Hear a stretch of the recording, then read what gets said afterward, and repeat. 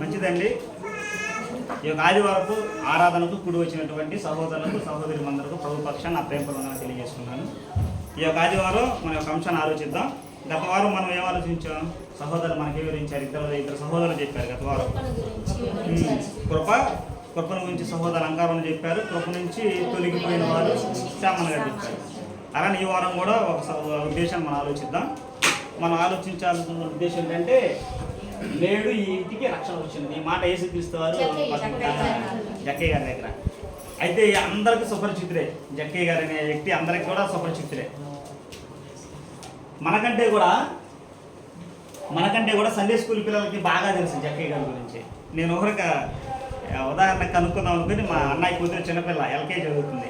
ఆ చిన్నపిల్ల దగ్గరికి వెళ్ళి అడిగా, అమ్మ మేడి చెట్టు ఎక్కింది ఎవరని అడిగా. అమ్మాయిని మేడి చెట్టు ఎక్కింది ఎవరగానే పొట్టి జక్కయ్య బాబాయ్ అంది. అంటే సండే స్కూల్ పిల్లలకి అంత బాగా తెలుసు జక్కయ్య గారి గురించి. ఆయన గురించి నీకు ఏమైనా పాట వచ్చా అన్న? వచ్చు అన్న పాట. ఏదో ఒక లైన్ పాడబోడన్న. అమ్మాయి పడ్డ పాట ఏంటంటే, Jakkayya was a very little man to see అని చెప్పి ఆడింది. అంటే పొట్టివాడైన జక్కయ్య అని చెప్పేసి వాళ్ళకి సండే స్కూల్ బాగా నేర్పిస్తారన్నమాట వృత్తాంతాన్ని. అయితే మనం కూడా చాలా సందర్భాల్లో ఈ విషయాన్ని మనం ఆలోచించాం. మనం చాలాసార్లు తెలుసుకుని ఉంటాం. తెలియని వాళ్ళు ఎవరూ లేరు జక్కయ్య గారి గురించి. అయితే జక్కయ్య గారి వృత్తాంతాన్ని మనం ఆలోచించేటప్పుడు మనకి 10 వచనాలు ఉంటాయి మొత్తం. వేరే పనులు కొద్దిగా ఆలోచిద్దాం మనం జక్కయ్య గారి వృత్తాంతాన్ని. అంటే జక్కయ్య గారి వృత్తాంతం మొత్తంలో, ఆ కథ మొత్తంలో అక్కడ యూదుల ప్రవర్తన ఎలా ఉంది, ఆడ యేసుక్రీస్తు ప్రవర్తన ఎలా ఉంది, ఆడ జక్కయ్య గారి ప్రవర్తన ఎలా ఉంది, ఇవన్నీ 3 మనం క్యాలిక్యులేషన్ చేసుకుందాం. క్యాలిక్యులేషన్ చేసుకుని కనుక ఆలోచిస్తే ఒక గొప్ప ఉద్దేశాన్ని మాత్రం మనం నేర్చుకోవచ్చు. ఈ యొక్క 10 వచనాల్లో కూడా ఒక గొప్ప ఉద్దేశాన్ని మనం నేర్చుకోవచ్చు అనమాట. అయితే ఈ వృత్తాంతాన్ని మనం ఆలోచించేటప్పుడు అయితే మనం సరి చేసుకోవాల్సిన అంశాలు మనకు కనిపిస్తాయి, మనం తెలుసుకోవాల్సిన అంశాలు మనకు కనిపిస్తాయి. అలానే మనం రియలైజ్ అవ్వాల్సిన అంశాలు కూడా మనం దీని నుంచి తెలుసుకోవడానికి అవకాశం ఉంది అనమాట. మనం చాలాసార్లు ఏమనుకుంటామంటే, క్రీస్తు సంఘంలో కొనసాగేటువంటి మనం అందరూ ఏమనుకుంటామంటే, ఒక బ్రాండ్గా బ్రతుకుతాం అందరూ. క్రీస్తు సంఘం ఒక బ్రాండ్. నిజమే, క్రీస్తు సంఘం అనేది బ్రాండే, ఎవరు దాన్ని కాదనరు. ఉన్న సంఘాలన్నిటితో పోల్చుకుంటే క్రీస్తు సంఘం అనేది నెంబర్ 1. అది ఎవరు కాదన్నా ఒప్పుకోవాల్సిన సత్యం అనమాట. అది కాకపోతే బ్రాండ్ ఒక్కడే ఉంటే సరిపోదు, ప్రాముఖ్యమైనది ప్రవర్తన. అది లేకుండా మనం బ్రాండ్లో కొనసాగినా ఉపయోగం ఉండదు. కాబట్టి బ్రాండ్ మాత్రం ఉండటం కాదు, బ్రాండ్కి తగ్గట్టు మన ప్రవర్తన కూడా ఎలా ఉండాలి, ఆ బ్రాండ్కి తగ్గట్టు ఉండాలి, క్రీస్తు బోధలో ఉండాలన్నమాట. ఈ వృత్తాంతాన్ని కనుక మనం చదివితే మనం ఆ ప్రవర్తనలో అలా ఉన్నామా లేమనేది మనకి బాగా అర్థమైంది. యేసుక్రీస్తు వారంట శరీరధారిగా ఆయన పరిచర్య ఎన్ని సంవత్సరాలు చేశారు?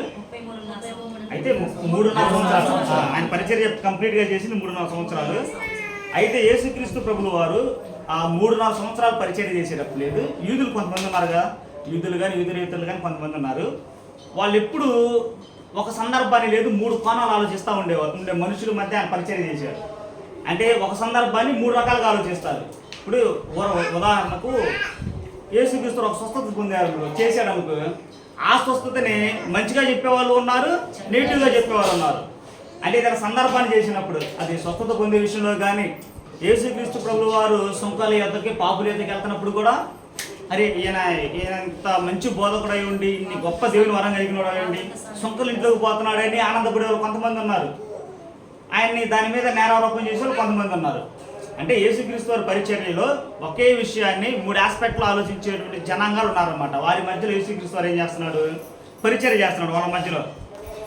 అయితే అక్కడ ఉన్నటువంటి యూదులకి, అలా ఆలోచించే యూదులకి అర్థమయ్యేటట్టు చెప్పడానికి, వాళ్ళని పరీక్షించడానికి, వాళ్ళని టెస్ట్ చేయడానికి యేసుక్రీస్తు ప్రభువుల వారు ఏం చేసేవాడంటే ఒక సందర్భాన్ని క్రియేట్ చేసేవాడు. ఒక సందర్భాన్ని క్రియేట్ చేసి ఆ సందర్భాన్ని బట్టి ఒక నీతిని చెప్పాలనుకున్నాడు అనమాట. అందుకనే ఈ సందర్భం మనం అదే ఆలోచిస్తాం. వారికి అర్థం కావటం, ఇది యూదులకి అర్థం అవడం కోసం యేసుక్రీస్తు ఈ పని ఎందుకు చేశాడో ఆలోచించాలి. వారికి అర్థం కావడం కోసం ఆయనే ఏదైనా ఒక సందర్భాన్ని క్రియేట్ చేసుకునేవాడు. ఒక సందర్భాన్ని క్రియేట్ చేసుకొని ఆ సందర్భం ద్వారా వారికి ఒక నీతి నేర్పియాలని అనుకున్నాను అనమాట. అంటే వాళ్ళు యూదులు ఎటువంటి మనస్తత్వం కలిగి ఉన్నారో లోకంలో కూడా అటువంటి మనస్తత్వం కలిగిన వాళ్ళు కొంతమంది ఉన్నారు. ఎలా ఉండిద్దంటే, మనుషులు ఎవరైనా ఇప్పుడు యేసుక్రీస్తు వారు సుంకుల దగ్గర పాపుల దగ్గరికి వెళ్తున్నాడు కదా, సుంకుల ఎద్దకు పాపుల ఎద్దకు వెళ్తున్నప్పుడు అక్కడ ఉన్నటువంటి యూదులు ఏం చేస్తూ ఉంటారు, సరే ఎందుకు వెళ్ళాడని చూడరు, ఆయన ఎప్పుడు వెళ్తానని ఆలోచిస్తూ ఉంటారు. ఎందుకు ఆయన మీద ఏదో ఒక నేరారోపణ చేయడానికి. నువ్వు యూదుడు అయి ఉండి సుంకరులతో సహవాసం చేస్తాను, పాపులతో సహవాసం చేస్తాను, వారికి తింటలో భుజిస్తున్నావు అని చెప్పేసి ఎప్పుడు నేరారోపణ చేస్తూ ఉంటారు. అంటే లోకంలో కూడా ఉన్నటువంటి ప్రజలు కూడా ఈ రెండు లక్షణాలు కలిగినటువంటి వ్యక్తుల మధ్యలో మనం ఉన్నాం. ఎటువంటి లక్షణాలు కలిగి ఉంటారంటే లోకంలో యూదుల మనస్తత్వం కలిగినటువంటి మనుషులు కూడా లోకంలో ఎలా ఉద్దేశం కలిగి ఉన్నారంటే, ఒక వ్యక్తి ఒక సమస్యతో బాధపడుతున్నాడు అనుకో, ఆ సమస్య నుంచి ఎలా బయటికి తేవాలని ఒకళ్ళు ఆలోచిస్తారు. ఒక వ్యక్తి ఒక సమస్య నుంచి బాధపడుతున్నప్పుడు ఆ సమస్య నుంచి అతను బయటికి ఎలా తీయాలి, ఎలా బయటికి తేవాలని ఒక లక్షణం కలిగిన వాళ్ళు ఆలోచిస్తారు. ఇంకో లక్షణం వాళ్ళు ఎలా ఉంటారు, ఆ సమస్యను ఆధారం చేసుకొని అతను ఇంకా ఎలా బాధ పెట్టాలని ఆలోచిస్తారు. జరిగినటువంటి ఒక సమస్యనే దానికి ఆధారం చేసుకొని అనుసంధానం చేసుకొని తను ఇంకా ఎలా బాధ పెట్టాలి, తనని ఇంకా ఎలా కృంగదీయాలని ఒక పర్సన్ ఒక స్టేజ్ కలిగిన ప్రజలు ఆలోచిస్తూ ఉంటారు అన్నమాట. అంటే యూదుల మనస్తత్వం కలిగినటువంటి యూదులకు ఉన్న చూసే మనస్తత్వం, అటువంటి మనస్తత్వం లోకంలో ఉన్నటువంటి వారికి కూడా ఉందన్నమాట. అయితే ఈ వృత్తాంతాన్ని బట్టి యేసుక్రీస్తు యెరికో పట్టణానికి వెళ్ళే సందర్భంలో ఆ యూదులకి ఒక మంచి నీతి నేర్పాలి, యేసుక్రీస్తు వారు ఆ పని ఎందుకు చేశాడో వాళ్ళకి తెలియాలి అని ఒక సందర్భాన్ని యేసుక్రీస్తు క్రియేట్ చేసుకొని మరి ఆ యెరికో పట్టణంలో జక్కయ్య గారి ఇంటికి వెళ్తాను మనం ఆలోచిద్దాం. ఇప్పుడు 1వ వచనం నుంచి ఆలోచిద్దాం. మన లూకాసు వార్త 10వ వచనాల యొక్క భావాన్ని ఆలోచిద్దాం ఏంటనేది.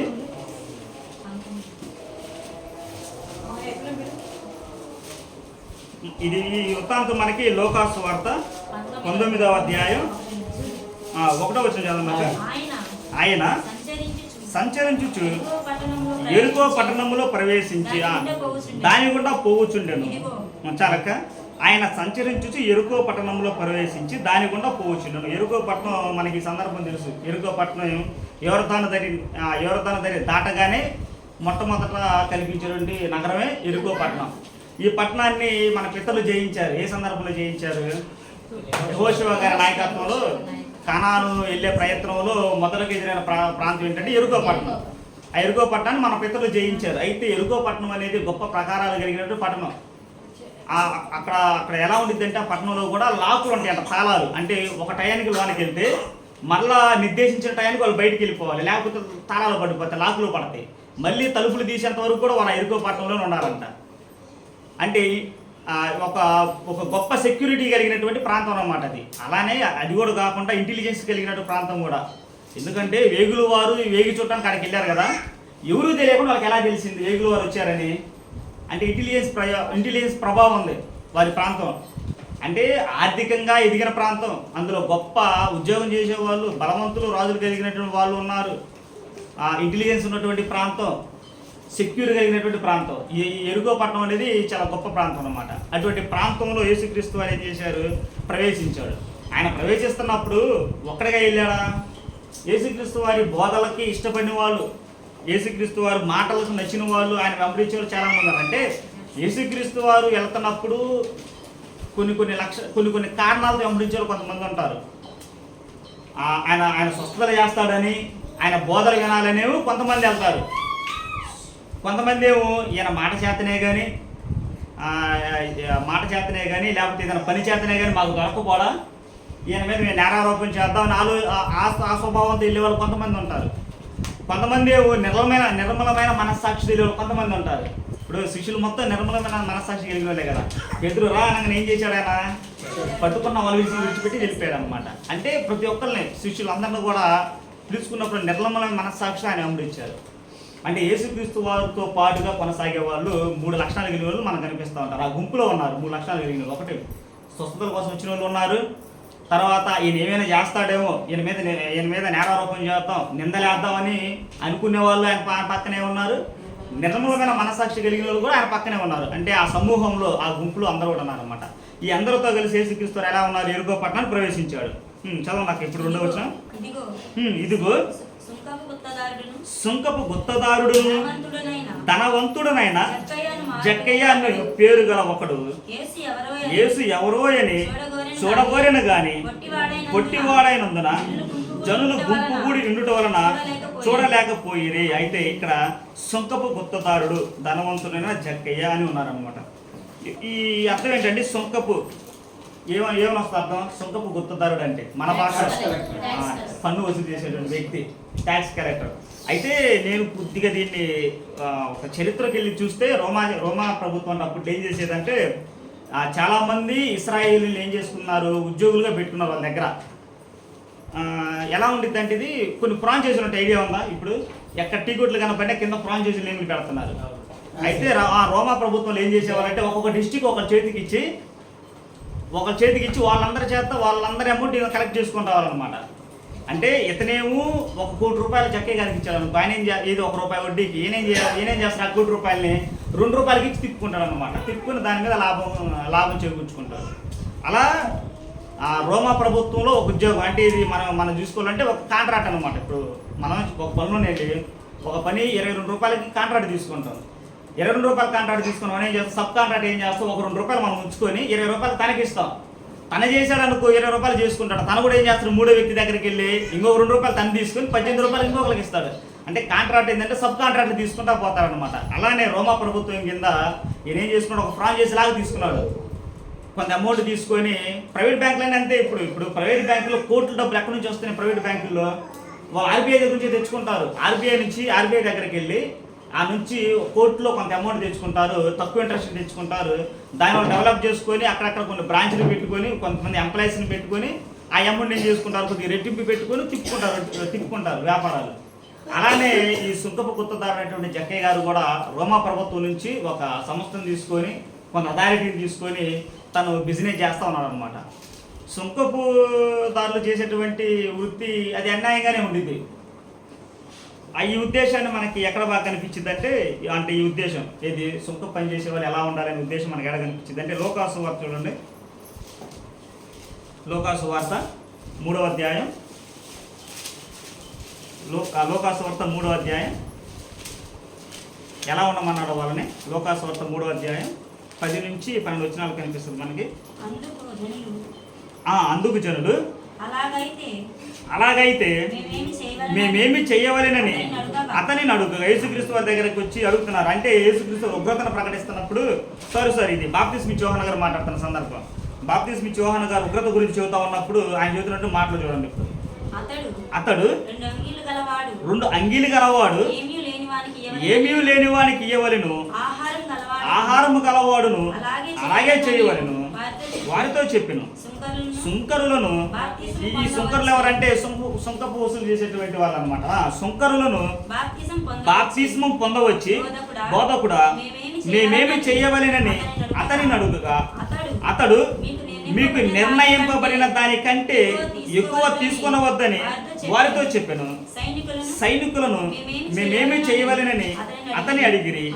అందుకతడు ఎవరిని బాధ పెట్టకయు ఎవరి మీదను అపనింద వేయకయు మీ జీతములతో తృప్తి పొందుడని వారితో చెప్పారు. ఆ 3 కేటగిరీలకు సంబంధించిన వాళ్ళు వచ్చారన్నమాట. అక్కడికి వచ్చినప్పుడు యోహాను గారు ఏం చెబుతున్నారు, నువ్వు మిగులు అన్నపానం కలిగి ఉన్నవాడు అనుకో, మిగులు వస్త్రం నీ కాడ ఉన్నాయి అనుకో, నువ్వు ఒకటి లేని వరకు ఒకటి. వారు ఒక సంస్థ వచ్చిన వాళ్ళు, రెండో సంస్థ వచ్చిన వాళ్ళు ఎవరు, సుంకరులు. కాబట్టి నిర్ణయించిన దాన్ని కూడా నువ్వు ఎక్కువ తీసుకో, నిర్ణయించిందే ఎక్కువ తీసుకోమాకని వారికి చెప్పాడు. అలానే 3వ వాళ్ళు ఎవరు, సైనికులు. వాళ్ళు ఏం చేస్తారు, డబ్బులు తీసుకొని సత్యాన్ని అసత్యంగా మారుస్తారు, అసత్యాన్ని సత్యానికి మారుస్తారు. దానివల్ల నిర్దోషులకు కూడా శిక్ష పాత్రులు ఎంతమంది అంటే బయట తప్పు చేయని వ్యక్తి కూడా సంవత్సరాలు వాడి మీద తప్పుడు సాక్ష్యాలు చెప్పించి తప్పుడు కేసులు పెట్టించి 2 సంవత్సరాలు జైల్లో ఉంచుతున్నారు ఒక్కొక్కరిని. కాబట్టి సైనికులు ఏం చేస్తారు, సత్యాన్ని అసత్యాన్ని మారుస్తారు అన్నమాట. అంటే మారు మనసు పొందే విషయం ఒకటే. ఇప్పుడు మారు మనసు ఏది అందరికీ ఒకటే, కానీ సందర్భాన్ని బట్టి వేరుగా ఉండిద్ది. అంటే ఎలా ఉండిద్ది అంటే నాలో తప్పు ఒకటి ఉండిద్ది, వేరే అన్నలో తప్పు ఒకటి ఉండిద్ది. మారు మనసు అందరికీ ఒకటే, సందర్భాన్ని బట్టి ఏం మారిద్ది. ఇప్పుడు చాలాసార్లు వేరే అన్నీ చెప్తా నేను క్రీస్తులోనికి రాకముందు నాకు మద్యపానం అలవాటు ఉండేది, నేను ఎక్కువగా డ్రింక్ చేస్తూ ఉండేవాడిని, నేను క్రీస్తులోనికి వచ్చిన తర్వాత నేను ఆ విషయంలో మారు మనసు పొందాను చాలాసార్లు చెప్పాడు. అది అతని స్థితిలో. అదే స్థితి నాకుందా? నాకు లేదు అదే స్థితి. నేనే విషయంలో మారు మనసు పొందా? నాకు క్రీస్తులోనికి రాకముందు విపరీతమైనటువంటి సినిమాలు పిచ్చి ఎక్కువ. ఏదైనా పవన్ కళ్యాణ్ సినిమా వచ్చిందంటే మొదటి ఫ్లెక్సీ నాదే ఉండేది. ఏది ముందు రోజు వెళ్ళి మొదటి ఫ్లెక్సీ నేనే కట్టేవాడిని పోయి, అంత పిచ్చి ఎక్కువ. ఆ విషయంలో నేను మారు మనసు పొంది. అంటే ప్రతి ఒక్కరి విషయంలో ఏదో ఒక విషయంలో మారు మనసు పొందుతారు. అంటే సందర్భాన్ని బట్టి. అంటే మనుషుల్లో ఒకళ్ళు ఒక తప్పే ఉండదు, ఎవరి పరిధిలో వాళ్ళకు ఉంటాయి, ఎవరి పరిధిలో వాళ్ళకి. ఒక్కొక్కరు స్మోకింగ్ అలవాటని, ఒక్కొక్కరు డ్రింకింగ్ అలవాటని, ఒక్కొక్కరికి రకరకాలైన విషయాలు ఇంక చాలా ఉంటాయి, ఒక్కొక్కరు ఒక్కొక్క ఉంటుంది అనమాట. వాటి విషయంలో మారు మనసు పొందాలి. అందుకని కేటగిరీస్ వైజ్ చెబుతున్నాడు. సుంకర్లు మీరు విషయంలో మారు మనసు పొందండి, నిర్ణయించిన దానికంటే ఎక్కువ తీసుకోమాకండి. సైనికులారా, అధికారులారా, మీరు అబద్ధానికి మార్చమాకండి సత్యాన్ని, ఈ విషయంలో మీరు మారు మనసు పొందండి. ఎక్కువ ఉన్నటువంటి హోదాలో ఉన్నటువంటి మీరేం చేస్తారు, లేని వాళ్ళకి సహాయం చేయండి, ఈ విషయంలో మీరు మారు మనసు పొందండి. అందుకే కదా ఎవరు ధనవంతుడు ఏమన్నాడు, నీకు ఉన్నది మొత్తం ఇచ్చి అన్ని పేదలకు ఇచ్చి నన్ను వెంబడించంటే ఏమన్నాడు, చిన్న గుచ్చుకొని వ్యసనపరుడే వెనకపోయాడంట. అంటే ఆ ఉద్దేశంలో చూడండి, ఇచ్చే విషయంలో ఎలా ఉంటున్నారు అది మనస్తత్వాన్ని. కాబట్టి మారు మనసు అనేది ఒకటే, కానీ సందర్భాన్ని బట్టి వ్యక్తిగత విషయాలు మారిపో వస్తూ ఉంటారు అనమాట. ఓకే, ఇప్పుడు ఏ వచ్చిన కాడ ఉన్నాం మనం? 3 వచ్చినాం కదా.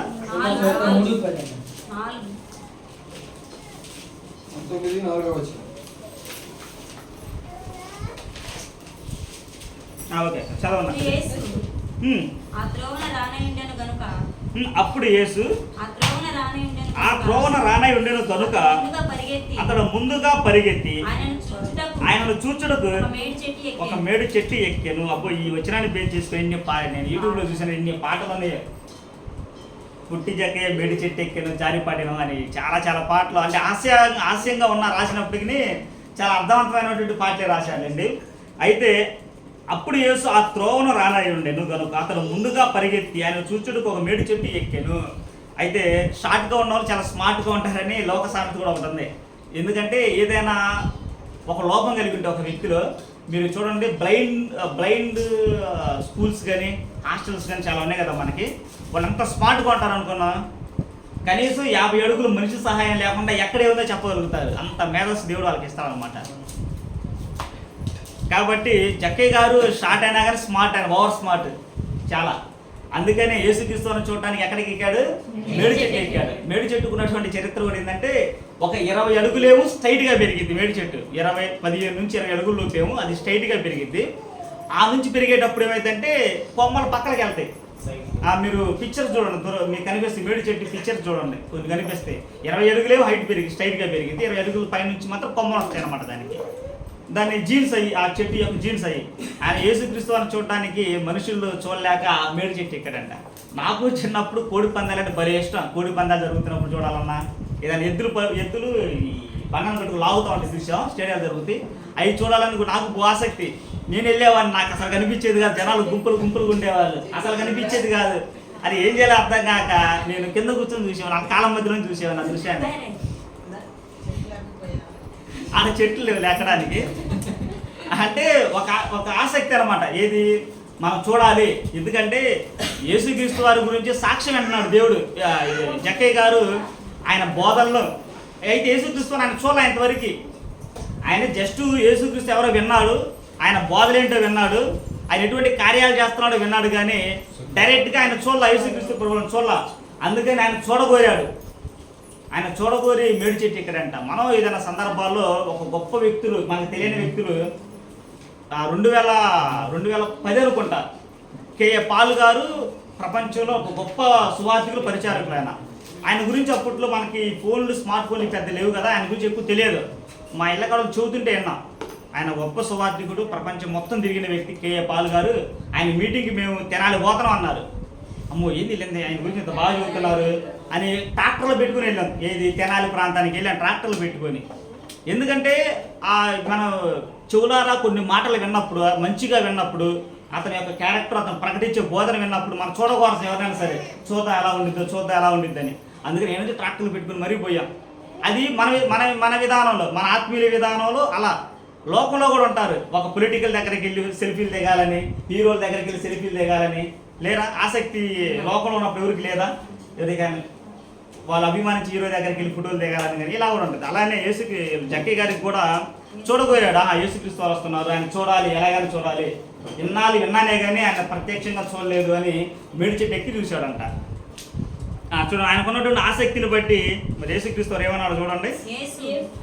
యేసు ఆ చోటికి వచ్చినప్పుడు కన్నులెత్తి చూచి, జక్కయ్య త్వరగా దిగుము, నేడు నేను నీ ఎంట ఉండవలసి ఉన్నదని అతనితో చెప్ప చూడండి, మనం యేసుక్రీస్తు ప్రభుల వారిని ఏదో ఆయన ముందెళ్తున్నాడు, వెనక జన సమూహం వస్తుంది, ఏం గ్రహించుకోలే, ఎవరు అర్థం చేసుకోవాలనుకుంటాం. ఎక్కడో మేడి చెట్టు ఎక్కినటువంటి జక్కయ్య గారి మనస్తత్వం ఈయనకి ఎలా తెలిసింది? యేసుక్రీస్తు వారికి ఎలా తెలిసింది? ఆయన ఆసక్తిగా ఉన్నాడు, నన్ను చేర్చుకోవడానికి ఆసక్తిగా ఉన్నాడు అని ఆయనకి ఎలా తెలిసింది? దానికి ఆధారం యోహాను సువార్త. ఆయనకి ఎలా తెలిసింది అనేది యోహాను సువార్త 2:24. యోహాను సువార్త 2:24 చూడండి. యోహాను సువార్త 2:24. అయితే యేసు అందరినీ ఎరిగినవాడు గనుక ఆయన తన్ను వారి వశము చేసుకొనలేదు. ఆయన మనుషుని ఆంతర్యమును ఎరిగినవాడు. యేసుక్రీస్తు ఎవరు ఆంతర్యం ఎరిగినవాడు? మనుషుల హృదయాల ఆంతర్యాలు ఎరిగినవాడు. అందుకే యోధా గారు కూడా డబ్బు విషయం తప్పిపోతాడేమో అని ఆయనకు ఆలోచన వచ్చి డబ్బు సంచిని ఎవరి చేతికి ఇచ్చాడు? ఇస్కరేతు యోధా గారి చేతికి ఇచ్చాడు. ఆయన మనుషులకు హృదయాన్ని ఎరిగినవాడు అన్నమాట. ఎవరు తప్పికొనిచున్నారో, ఎవరు ఆసక్తిగా ఉన్నారో ఆయనకి అన్నీ తెలుస్తాయి యేసు ప్రభువు వారికి. అందుకనే ఆయన ఆసక్తితో ఉన్నప్పుడు, జక్కయ్య గారు ఆసక్తితో ఉండి యేసుక్రీస్తు వారిని వెతుకులాట ఆడుతున్నప్పుడు ఆయనే దగ్గరకు వచ్చేసింది అనమాట. జక్కయ్య దిగిరా కిందకి, నేను ఇంట బస చేయవలసింది అన్నాడు. అసలు మామూలు విషయం కాదు అది. అక్కడ సందర్భం ఎలా ఉండిద్దంటే, ఆయన పిలిచాడు, యేసుక్రీస్తు వారు పిలిచాడు. పిలిచి లోపలికి వెళ్తున్నప్పుడు యూదులు మాట్లాడే మాటలు ఉంటాయండి. అక్కడ యూదులు అనుకునే మాటలు వాళ్ళ చెవులు ఏమైపోయినాయి? సనుక్కోవడం మొదలైంది. ఏంది? వ్యభిచారుల దగ్గరికి వెళ్తాడు, బాగుల దగ్గరికి వెళ్తాడు, సొంగల దగ్గరికి వెళ్తాడు. ఈయనేంది ఎవరికి అర్థం కాడేనా? ఎలా ఉన్నాడేంటి అని యూదులు ఒక సనుక్కొని ఒక నేరారోపణ ఆయన మీద చేస్తూ ఉంటారు. వీళ్ళ విషయంలో కూడా, యూదుల విషయంలో కూడా యేసుక్రీస్తు వారు ఒక చక్కటి మాట మాట్లాడండి. అంటే వీళ్ళ మనస్తత్వాలు అసలు ఎలా ఉన్నాయి, యూదుల మనస్తత్వం ఎలా ఉంది అనేది మత్తయి సువార్త 11వ అధ్యాయంలో సూపర్ ఉంటుంది వచనం. మత్తయి సువార్త 11వ అధ్యాయం. ఇలా ఒక మనస్తత్వం చూడండి. యేసుక్రీస్తు వారు వచ్చిందేమో నశించిన వాడిని వెతకి రక్షించడానికి ఆయన వచ్చాడు. ఆయన జరుగుతున్న కార్యం కూడా అదే. ఇప్పుడు సొంకర్లు పాపులు ఎవరి వల్ల రక్షణ పొందాలి? యేసుక్రీస్తు వాళ్ళ రక్షణ. ఆయన వచ్చి నా పని మీదే కదా. ఆ పని చేస్తున్నా కానీ ఆటంకపరుస్తున్నారు, నేరారోపణ చేస్తున్నారు, నిందలేస్తున్నారు. మీరు ఏ తరాన్ని పోలి ఉన్నారో తెలుసా అని చెప్పేసి మత్తయి సువార్త 11వ అధ్యాయంలో, మత్తయి సువార్త 11:15 నుంచి ఉన్నాక అందరూ కూడా చాలా శ్రద్ధగా అంటే బాగా మాట్లాడతాడు. వినుటకు చెవులు గలవాడు వినుగాక, ఈ తరము వారిని దేనితో పోల్చుదురు? అక్కడ నుండి జనాంగాన్ని అన్నాడు, ఈ తరము వారిని దేనితో పోల్చుదును? సంత వీధులలో కూర్చుని ఉండి మీకు పిల్లన గ్రోవి ఊదితిమి గానే మీరు నాట్యం ఆడరైతిరి. అయితే చూడండి, సంతలలో పిల్లన గ్రోవి ఊదుతున్నప్పుడు, మన భాషలో చెప్పాలంటే వరకు మనం కొద్ది దాడి చూద్దాం. ఒక రికార్డింగ్ డ్యాన్స్ జరుగుతున్నప్పుడు పిల్లలు ఏం చేయాలి? అక్కడికి వెళ్ళి ఆడితే నాట్యం ఆడాలి, డ్యాన్స్ చేయాలి. నెక్స్ట్ ఇంకోటి, ప్రలాపించితిరి గాని మీరు రొమ్ము కొట్టుకున్నారైతిరి. అదే సందర్భం, అక్కడ సందర్భంలోనే అంట. మళ్ళీ ఒక వ్యక్తి ఏదో దాహం వేసో లేకపోతే దెబ్బ దగ్గర కింద పడి గిలగిలా కొట్టుకున్నాడు. గిలగిలా కొట్టుకున్న వ్యక్తి దగ్గర కూడా వాళ్ళు ఏమవుతున్నారు? పోవటం లేదంట, ప్రలాపించట్లేదంట. చూడండి, ఆనందాన్ని తీసుకోవట్లేదు, ఇటు బాధలో పాలు పంచుకోవట్లేదు. ఈ రెండు విషయాలు వాళ్ళు దూరంగానే ఉంటున్నారు. చదువుతాడు. తమ చెల్లికాండ్రతో చెప్పి పిలుపులాటలాడుకొని పిల్లకాయలను పోలి ఉన్నారు. చూడండి, యూదుల్ని దేనితో పోల్చాడు? పిల్లకాయలను పోలి ఉన్నారంట. కింద సందర్భం చదువుతాం ఇంకా. యోహాను తినకయు త్రాగకయు వచ్చిన గనుక వీడు దెయ్యంలో పట్టిన వాడని యేసు బాప్తిస్మ ఇచ్చే యోహాను గారంట. ఉదయం పూట ఏమో పరిచర్య చేసేవాడు, ఉదయం పూట ఆత్మలు రక్షించేవాడు. సాయంత్రం ఎక్కడికి వెళ్ళేవాడు? అరణ్యానికి వెళ్ళి పడుకునేవాడు. అరణ్యంలో పడుకొని, అరణ్యంలో ఆహారం ఏంటి? ఆహారం మిడతలు తేనెలు. ఆయన ఏమన్నారు? ఇది అరణ్యంలో పడుకుంటే ఏమంటున్నారు? వీడు దెయ్యములు పట్టినవాడు రైడు అంటున్నారు. సరే, యోహాను గారిని దెయ్యములు పట్టినవాడు అన్నారు, అరణ్యంలో పడుకుంటే. యేసుక్రీస్తు వారు తర్వాత వచ్చి ఏమన్నాడు? పాపులతో భోజనం చేశాడు, పాపుల మధ్య ఉన్నాడు, పాపులతో నిద్రించినప్పుడు చూడండి మనిషి కుమారుడు ఏమన్నారు? మనుష్య కుమారుడు తినుచును తాగుచును వచ్చును గనక ఇదిగో వీడు తిండిపోతును, మద్యపానీయు, సుంకరులకును పాపులకును స్నేహితుడు వారు ఉంచున్నారు. చూడండి, యోహాను గారు అరణ్యంలో ఉంటేనేమో దెయ్యంలో పట్టినవాడు అన్నారు. సరే, యోహాను గారిని అరణ్యంలో ఉంటే దెయ్యంలో పట్టినవాడు అన్నారు. మనుషుల మధ్యలో ఉందాం, మనం వాళ్ళతో సహవాసం చేద్దాం, వాళ్ళు కలిసిపోదాం అని చెప్పేసి మనుషుల మధ్యకి వస్తే ఏడేమన్నారు, నువ్వు తిండిపోతూ తాగుపోతూ అన్నారు ఆయన. వీళ్ళకి ఏం కావాలి అర్థం కావట్లేక, ఈ యూదులకి ఇంకేం కావాలి, అరణ్యంలో ఉండకూడదు, మనుషుల మధ్యలో ఉండకూడదు, మనుషుల మధ్యలో కలవకూడదు, ఇంకెలా ఉండాలి వీళ్ళకి అనిపించింది ఒకసారి. వీళ్ళు ఏ కాడికి పాయింట్ అవుట్ చేయడం వీళ్ళ లక్ష్యం, ఇంక వీళ్ళ జీవితానికి ఏ లక్ష్యం ఉండదు, ఎప్పుడు ఏదో ఒకటి పాయింట్ అవుట్ చేయటమే. మనుషులు ఉంటారండి లోకంలో, ఈ పాయింట్లో కలిగిన వాళ్ళు ఉంటారా? ఒక వ్యక్తి అంట వచ్చిన ఒక పని నమ్మకంగా తను చేసుకుంటా పోతుంటే చూసి వారవలేని అనే మాట ఏంటంటే, అరే వీడికి ఒక్క పని వచ్చురా, వీడు అమాయకుడు ఎలా బతుకుతాడో అంటారు. వారవలేనివాడు, ఎందుకంటే వాడు ఆ వృత్తిలో వాడు సంపాదించుకున్నాడు, బాగా మిగిలించుకున్నాడు, ఆస్తి సమకూర్చుకునేటప్పటికి ఓర్చుకోలేక ఏమంటాడంటే, అరే ఈ అమాయకుడు రేటుకి ఈ ఒక్క పని వచ్చు, ఈ ఒక్క పని తప్పకి ఏది రాదు అంటాడు. ఇంకొకటి ఎవడైనా దుర్మార్గంగా ప్రవర్తిస్తా ఉన్నాడు అనుకో, వాళ్ళని చూసి అరే ఈ దుర్మార్గుడు రా, వీడు ఎప్పుడు మారుతారో రా అంటారు. సహించలేరు, బాగా బతికేవాడిని సహించలేరు, చెడ్డగా బతికేవాడు ఓర్చుకోలేరు. ఈ మనస్తత్వం కలిగిన వాళ్ళు లోపల కూడా ఉన్నారు, ఏది యూదుల యొక్క మనస్తత్వం కలిగిన వాళ్ళు. కాబట్టి యేసుక్రీస్తు వారు దేని నిమిత్తం భూమి మీదకి వచ్చాడు, నశించిన దాన్ని వెదక రక్షించడానికి భూమి మీదకి వచ్చాడు. వీళ్ళు ఏం చేస్తున్నారు, నశించిన దాన్ని సర్వనాశనం చేస్తున్నారు అన్నమాట వీళ్ళు. ఆయనేమో నశించిన దాన్ని వెదకి రక్షించడానికి యేసుక్రీస్తు భూమి మీదకి వస్తే నశించిన దాన్ని నామరూపాలు చేయకుండా చేయడం వీళ్ళ లక్ష్యం అయిపోయింది, యూదుల యొక్క లక్ష్యం. ఎవరైనా సరే శాస్త్రులు కానీ, పరిచయులు కానీ, యోధ మత పెద్దలు కానీ ఎవరైనా సరే సామాన్య ప్రజల్ని ఏమన్నా పట్టించుకున్నారా, లెక్క చేశారా వాళ్ళని? ఒక్క సందర్భంలోనైనా సామాన్య ప్రజల్ని ఎంతవరకు వినియోగించుకునేవారంటే వాళ్ళు వీళ్ళు చెప్పిన మాటలకు జయకొట్టడానికి, అలా ఎలక్షన్లు పడితే ఓట్లు వేయడానికి, పెట్టి చాకులు చేయించుకోవడానికి, ఇదిగే తప్పించి వాళ్ళు ఇప్పుడు ఎన్నాళ్ళు దేవుని కొరకు దూరం అయిపోయారు, యేసుక్రీస్తు ద్వారా దేవుని దగ్గర అవుతున్నారని కానీ ఏమైనా చిన్న చిన్న విషయాలు రిలీజ్ అయ్యే విషయాలు ఏమైనా ఉన్నాయి వాళ్ళ దగ్గర? ఏది లేదు. దానికి తోడు యేసుక్రీస్తు వారు వారితో సహవాసం చేస్తా వారిని రక్షించాలని యేసుక్రీస్తు ప్రయత్నం చేస్తారని ఆ ప్రయత్నాలకు అన్నిటి అడ్డుపడుతున్నారు వీళ్ళు. అందుకే వీళ్ళు దేవుని రాజ్యంలోనికి వీళ్ళు బారు పోయే వారికి కాలుడి పెడతారు, వాళ్ళ పరిస్థితి అనమాట. యూదుల తంతది. కాబట్టి యేసుక్రీస్తు ఎప్పుడైతే జక్కయ్య గారు ఇంట్లోకి పిలిచినప్పుడు లోనికి వెళ్ళినప్పుడు ఇక సనుగులు మొదలైన అనమాట. చదవండి ఆ వచనాన్ని. లోకాసువార్త 9వ అధ్యాయం 6 కానీ. అతడు త్వరగా దిగి సంతోషంతో ఆయన చేర్చుకొనేను. అందరూ అది చూచి ఈయన బస చేయ వెళ్ళినని సనుగుకొనిరి. జక్కయ్య నిలవబడి, ఇదిగో ప్రభువా, నా ఆస్తిలో సగము పేదలకు ఇచ్చుచున్నాను. నేను ఎవని యొద్దనైనను అన్యాయముగా దేనినైనా తీసుకుని ఎడల అతనికి 4 వంతులు మరలా చెల్లింతునని ప్రభుతో చెప్పాను. ఈ 4 వంతులు మరలా చెల్లింతునని మాట ఆయనకి ఎలా తెలుసు?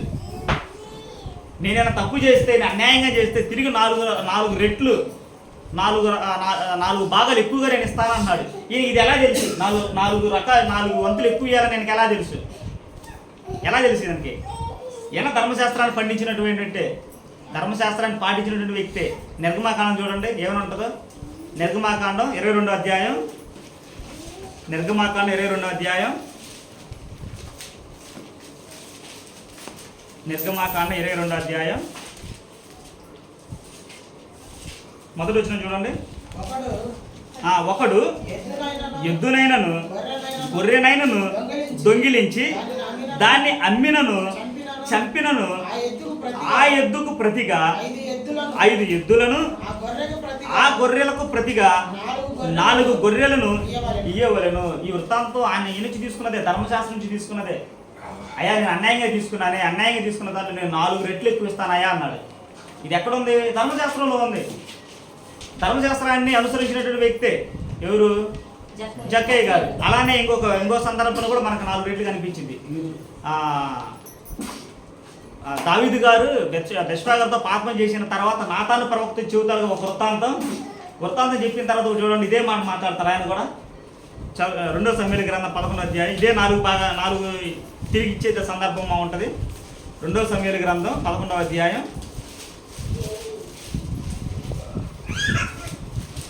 2వ సమూయేలు గ్రంథం 11వ అధ్యాయం 6వ వచనం. దావీదు హిత్తీయుడగు ఉరియాను నా యుద్ధకు పంపుమని దూత ద్వారా యోవాబునకు ఆజ్ఞ ఇచ్చెను. దావీదు వద్దకు రాగా దావీదు యోవాబు యోగక్షేమమును జనుల అది కాదు 2 సమూయేలు 12వ అధ్యాయం 12:6 నాతాను ప్రవక్త గురించి 12:6 వాడు కనికరము లేక వాడు 5 వచ్చిన చదవండి. దావీదు ఈ మాట విని ఆ మనుష్యుని మీద బహుగా కోపించుకొని యెహోవా జీవముతోడు నిశ్చయముగా ఈ కార్యము చేసిన వాడు మరణ పాత్రుడు. అయితే ఎక్కువ గొర్రెలు ఉన్నటువంటి వ్యక్తి చేసిన ఒక గొర్రె ఉన్నటువంటి అంత నాశించాడు కదా, దానికి వచ్చే ప్రతిఫలం చెబుతున్నాడు. వాడు కనికరము లేక ఈ కార్యము చేసిన గనుక ఆ గొర్రె పిల్లకు ప్రతిగా 4 గొర్రె పిల్లలు నెయ్యవలను. నాతాను తనను ఏదైనా అక్రమంగా కానీ అన్యాయంగా కానీ ఏదైనా తీసుకుంటే 4 గొర్రె పిల్లలు ఇవ్వాలంట. ఈ వృత్తాంతం జక్కయ్య గారికి ధర్మశాస్త్రం నుంచి తెలుసుకున్నవాడే. అందుకని అన్నాడు యేసుక్రీస్తు వారు ప్రభుత్వం అన్నాడు, అయ్యా నువ్వు నా ఇంటికి వచ్చావు, నేను యోగ్యుని కాకపోయినా నువ్వు నా ఇంటికి వచ్చావు. ఎందుకు శతాధిపతి కూడా ఇది 100 మంది మీద అధికారి కూడా ఏమన్నాడు యేసుక్రీస్తు వారు, నేను వస్తానంటే అయ్యా నేను యోగ్యుని కాదు, నువ్వు నా ఇంటికి రావడానికి నేను అంత యోగ్యుని కానయ్యా, నువ్వు మాట సెలవించాలన్నాడు. అంటే ఆనాడు సుంకరులు పాపులు కూడా అటువంటి విశ్వాసాన్ని కలిగి ఉన్నారనమాట. జక్కయ్య గారు కూడా ఈ సందర్భంలో యేసుక్రీస్తుని చేర్చుకొని ఆ పాపి అయిన నా యుద్ధం నువ్వు వచ్చి బస చేసావా అని చెప్పేసి, నేను ఇన్నాళ్ళు అన్యాయంగా సంపాదించాను, ఇన్నాళ్ళు ఎక్కువ జనాల దగ్గర ఎక్కువ వసూలు చేశాను, డబ్బులు ఎక్కువ ఇచ్చాను, వాళ్ళందరికీ మరలా తిరిగి 4 రెట్లు ఎక్కువ ఇచ్చేస్తానని చెప్పేసి దేవునికి మాట ఇచ్చాడు. మాట ఇచ్చిన తర్వాత చూడండి తర్వాత మాట ఏమన్నాడు యేసుక్రీస్తు ప్రభువు, అందుకు యేసు ఇతడును అబ్రహాము కుమారుడే, ఎందుకనగా నేడు ఈ ఇంటికి రక్షణ వచ్చినది. ఎప్పుడైతే తన యొక్క తప్పు ఒప్పుకున్నాడు. చాలా మందికి గుండెలు ఉండవు తప్పు ఒప్పుకోవడానికి, ధైర్యం సరిపోదు. ఏ చేయడానికి ధైర్యం ఉంది కానీ చేసిన తప్పు ఒప్పుకోవడానికి అస్సలు సరిపోదు. మన సహోదరులతో ఎప్పుడైనా ధైర్యం కలిగినప్పుడు కానీ భిన్నాభిప్రాయాలు ఉన్నప్పుడు తొందరపడి ఏదైనా మాట అన్నావు అనుకో, చూడండి క్షమాపణ మాట కూడా రాదు, కనీసం మనసు కూడా రాదు, ధైర్యం చాలు. క్షమాపణ చెప్పడానికి తప్పు ఒప్పుకోవడానికి ధైర్యం ఉండాలి. ఒక్కొక్కరు చెబుతారు ఏది తప్పు చేసి మాట అనేది చెబుతారు. ఎలా ఉండిద్ది అంటే పేపర్ మీద రాసి నన్ను క్షమించన్నట్టు ఉండిద్ది. అది హృదయానుసారంగా ఉండదు. చెప్పేటువంటి మాట చేసేటువంటి విధానం హృదయానుసారంగా ఉండదు. చేసిన తప్పుని బహిరంగంగా ఒప్పుకోవడం, బహిరంగంగా అంటే మైకి తీసుకొని సమాజంలో పోయి చెప్పడం కాదు. చేసిన వ్యక్తితో నాకు ఏదైనా గొడవ అయిందనుకో, అన్న తొందరపడి తప్పుగా అన్నా నాకు క్షమించన్నా, మనసులో నుంచి వచ్చే మాటలు ఉండాలి. అదే సంఘం ఇబ్బంది పడేటువంటి తప్పులు మనం చేసినప్పుడు సంఘం ఎదుటి నుంచొని సంఘాన్ని బహిరంగ క్షమాపణ కలిగేటట్టు ఉండాలి. నేను తెలియక తప్పు చేశాను, భవిష్యత్తులో ఎప్పుడు తప్పు చేయను అని చెప్పి సంఘానికి చెప్పగలిగేటటువంటి ధైర్యం కలిగి ఉండాలి. కాబట్టి ఇలా కూడా ఉంటారు. ఈ తప్పును బహిరంగ ఒప్పుకునే విషయంలో కూడా 2-3 రకాలు కనిపిస్తాయి. యథార్థవంతుడు ఏం చేస్తారంటే తప్పుని వెంటనే ఒప్పుకుంటాడు, అయ్యా నేను చేసిన తప్పే, ఈ తప్పును నేను మరలా చేయనా అంటాడు. యథార్థపరుడు లక్షణం అది. వేషధారి ఉంటాడు. ఆ వేషధారి యొక్క లక్షణం ఎలా ఉండేదంటే, అమ్మో తప్పు చేశాను తెలిసిపోతే నా పేరు పోయిద్దాం, నా ప్రక్క ఇది పోయిద్దాం అని కప్పేస్తాడు, ఏదోరో దొరుకుతాడు. ఏది వేషధారణ కలిగిన వ్యక్తి. కాబట్టి జక్కయ్యలో దేవుడు ఏం చూశాడంటే యథార్థతను చూశాడు. ఎప్పుడైతే యేసుక్రీస్తులోనే ఇంట్లోని ప్రవేశించాడో చూడగానే ఏమన్నాడంటే, నేను 4 రెట్లు తిరిగి ఇచ్చేస్తానాయా అని యథార్థను దాటుకున్నాడు. వెంటనే ఏమన్నాడు, ఇతడును అబ్రహాము కుమారుడే. ఎలా అబ్రహాము కుమారుడు సంతతిలో పుట్టాడనా? ఎలా విశ్వాసాన్ని బట్టి. రోమీయులకు రాసిన పత్రిక 4వ అధ్యాయం చూడండి, ఎలా అబ్రహాము కుమారుడు అయ్యాడు యోధాగా జక్కయ్య గారు. రోమీయులకు రాసిన పత్రిక 4వ అధ్యాయం 11వ వచనం. రోమీయులకు రాసిన పత్రిక 4:11.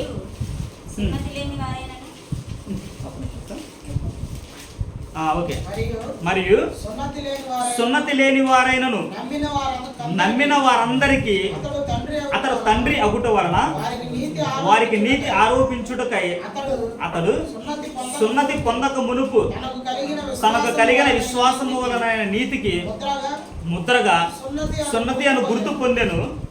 మరియు సున్నతి గలవారికి తండ్రి అగుటకు అనగా సున్నతి మాత్రము పొందిన వారు గాక మన తండ్రి అయిన అబ్రహాము సున్నతి పొందక మునుపు అతనికి కలిగిన విశ్వాసం యొక్క అడుగు అడుగు జాడలను బట్టి నడుచుకుని వారికి తండ్రి అగుటకు అతడు ఆ గుర్తు పొందెను. అయితే అబ్రహాం గారి యొక్క విశ్వాస అడుగు జాడలు ఎవరైతే నడుస్తారో వారందరూ కూడా అబ్రహాం కుమారులే.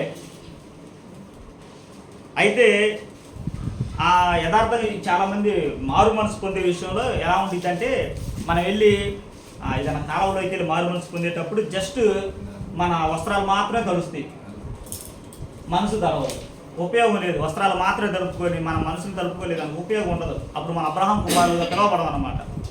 కాబట్టి ఇక్కడ జక్కయ్య గారి విషయంలో యేసుక్రీస్తు వారు గట్టిగా మాట ఎందుకన్నాడు, ఇతను కూడా అబ్రహాము కుమారుడే అని ఎందుకన్నాడంటే, అతను హృదయాంతరాలను ఎరిగినవాడు, అతని యొక్క యథార్థతను గ్రహించాడు, ఈయన యథార్థంగా జీవిస్తాడు అని ఎట్నే ఉన్నాడంటే ఇతను కూడా అబ్రహాం కుమారుడే. ఆ టైటిల్ ఎవరికి అంత సామాన్యులు పెట్టే టైటిల్ కాదు. అబ్రహాం కుమారుడే అనేటువంటి టైటిల్ అంత సామాన్యం ఇచ్చేది కాదు.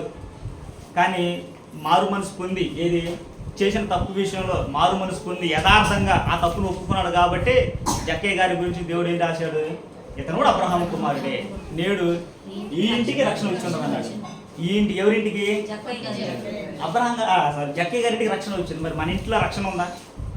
మన ఇళ్ళలో రక్షణ ఉందా? ఏమో పరిశీలించుకోవాల్సిందే, రక్షణ ఉందో లేదో తెలియదు. ఇంతకీ మనమైన రక్షణలో కొనసాగుతున్నామా అంటే, రక్షణ అనేది మునిగి ఇచ్చేది కాదు, కొనసాగటం. అందులో ప్రమాణాలు చేస్తాను చూసావా, ఒకసారి నేను బాప్తీసం పొందితే మరలా కుడికి కానీ ఎడమ కానీ నేను తిరగను, ప్రమాణాలు కొన్ని చేస్తాం కదా, ఆ ప్రమాణంలో మనం స్థిరంగా ఉండగలుగుతున్నావా లేదా? కాబట్టి మన జక్కయ్య గారి జీవితం నుంచి మనం నేను నేర్చుకునే పాఠం ఏంటంటే, జక్కయ్య గారు యేసు ప్రభువు గురించి విన్నాడు, బోధలో చెప్పే బోధలో జరిగేటువంటి కార్యాలు కూడా విన్నాడు. జక్కయ్య గారు విని చూడాలని కోరిక కలిగింది. ఆయన యేసుక్రీస్తుని ఎలాగైనా చూడాలి. మనం అంటాం ఒక్కోసారి, అబ్బో ఆయన చూడటానికి విశ్వ ప్రయత్నాలు చేశాను, నేను విశ్వ ప్రయత్నాలు చేస్తే నా వల్ల కాలేదు, ఏదో ఉదయం 9ంటికి వెళ్తే 10ంటికి వచ్చింది ఆయన, ఎన్ని ప్రయత్నాలు చేశాను అంటాం. అలానే యేసుక్రీస్తుని కలవడానికి కూడా జక్కయ్య గారు విశ్వ ప్రయత్నాలు చేశాడు. విశ్వ ప్రయత్నాలు చేసి మారు మనసు పొందాడు. మారు మనసు పొందే విషయం ఎక్కడంటే ఇదే, నేను అన్యాయంగా తీసుకున్న సొమ్ములోంచి 4 భాగాలు తిరిగి ఇచ్చేస్తానని అన్నాడు. కాబట్టి అటువంటి లక్షణాలు కూడా మనం ఉన్నాయనుకో, మనం కూడా యథార్థవంతులు. మనం జక్కయ్య పేరు పెట్టుకోవడానికి ఇబ్బంది పడతాం కానీ, సిగ్గుపడతాం కానీ లోకంలో జక్కయ్య పేరు పెట్టుకోవడానికి. కానీ ఆయన నుంచి బ్రహ్మాండమైన నీతి నేర్చుకోవచ్చు మనం. పాపం ఒప్పుకునే విషయంలో ఆయన యథార్థవంతుడు, పాపం విడిచిపెట్టే విషయంలో మారు మనసు కలిగిన విషయంలో ఆయన యథార్థవంతుడు, నీతిమంతుడు, పరిశుద్ధుడు. ఓకే, మన చివరి మాట చూసుకుందాం. ఒకటి లాస్ట్ వచ్చిన చదవన్నాక, నశించిన దానిని వెతకి రక్షించుటకు మనుష్య కుమారుడు వచ్చినని అతనితో వచ్చిన. యేసుక్రీస్తు చివరి ఆయన అన్నమాట ఏంటంటే, నశించిన దానిని వెతకి రక్షించడానికి మనుష్య కుమారుడు ఈ భూలోకానికి వచ్చాడు అన్నాడు. అయితే హెచ్చరిక మాటగా యోహాను సువార్త చూసుకొని మనం ముగించుకుందాం. హెచ్చరిక మాట యోహాను సువార్త 14వ అధ్యాయం, యోహాను సువార్త 14వ అధ్యాయం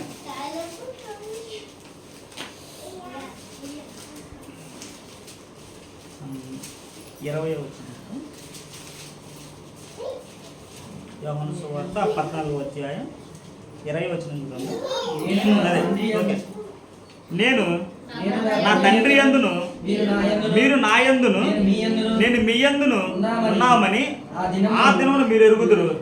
నా ఆజ్ఞలను అంగీకరించి వాటిని గైకొనువాడే నన్ను ప్రేమించేవాడు. నా ఆజ్ఞలను అంగీకరించి వాటిని గైకొనువాడు నన్ను ప్రేమించేవాడు. యేసుక్రీస్తుని మనం ప్రేమించాలంటే ఆయన కండిషన్ పెట్టాడు, ఆజ్ఞలు గైకొనాలి. ఆయన ఆజ్ఞలు ఏమై ఉన్నాయి?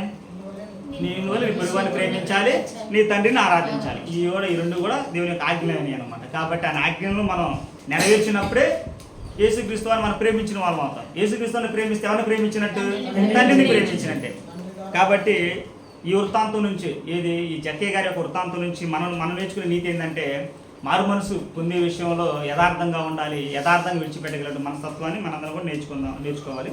ఓకేండి, ఇటు వాక్యాన్ని పంచుకోవడానికి అవకాశం ఇచ్చినటువంటి సంఘానికి, స్థానిక సంఘ సువార్థికులు శ్యామన్న గారికి ప్రత్యేక వందనాలు తెలియజేస్తూ సెలవు తీసుకున్నాను. అందరికీ వందనాలు.